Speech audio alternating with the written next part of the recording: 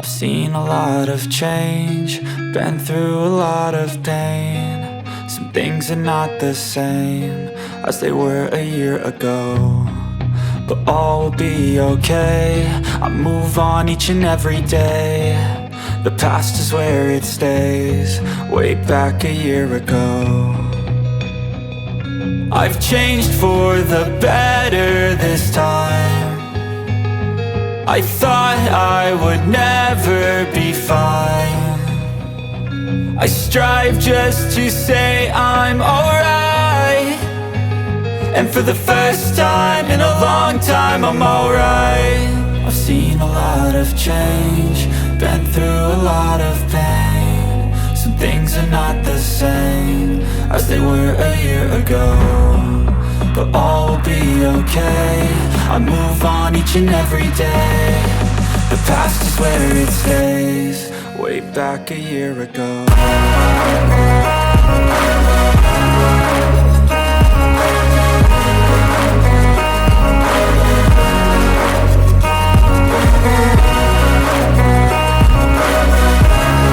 پیروزی مبارک شود به همه مردم تاجیک، شرفمند تاجیکستان. و چون آرزو و هوس بود که گراند پریکس و یا که گراند سلام و مسابقه‌های سطح جهانی به تاجیکستان بیاد و در زمان فاصله کوتاه این مسابقه به تاجیکستان اومد، چه احساسات است؟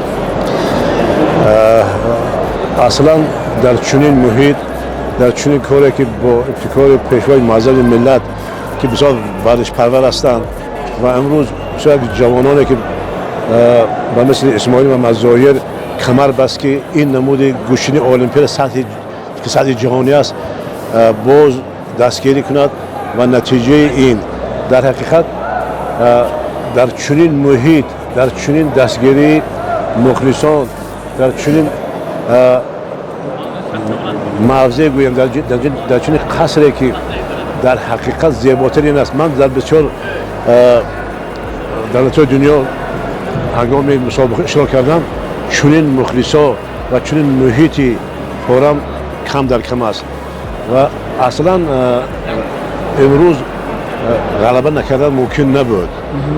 این چیزی بود که از سحر ما komronshoh خیلی خوب تیار بود. بعد محترم اسماعیل محمدزایر در آمدن پیش از فینال، بسیار سخنهای خوب گفتن.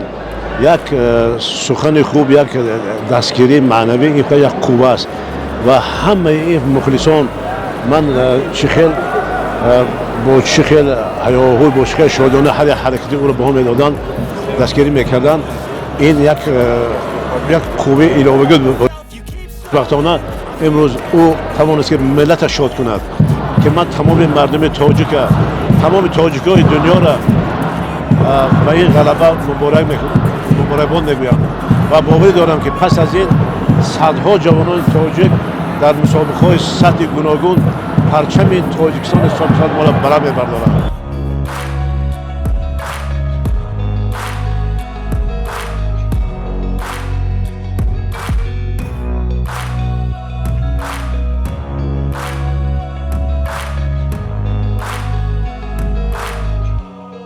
Way back a year ago.